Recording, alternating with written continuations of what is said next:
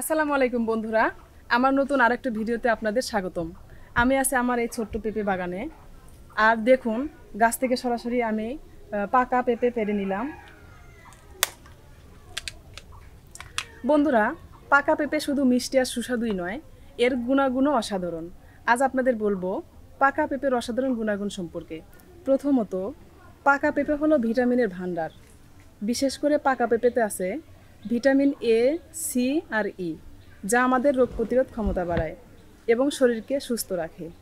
দ্বিতীয়ত, এতে প্রচুর অ্যান্টিঅক্সিডেন্ট আছে, যা শরীরের বিষাক্ত পদার্থ দূর করে আর ক্যান্সার সহ নানা রোগ প্রতিরোধ সাহায্য করে। তৃতীয়ত, পাকা পেঁপে চোখের জন্য অনেক উপকারী। ভিটামিন এ চোখের দৃষ্টি ভালো রাখে আর রাতকানা রোগ প্রতিরোধ করে।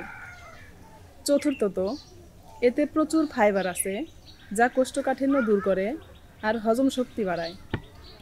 আরেকটা বিশেষ উপকারিতা হলো পাকা পেঁপে ত্বক উজ্জ্বল করে, বার্ধক্য আসতে দেয় না সহজে।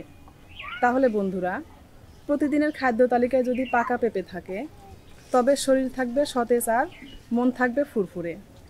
আমি সালমা খাতুন, কথা বলছিলাম আমার এই ছোট্ট পেঁপে বাগান থেকে।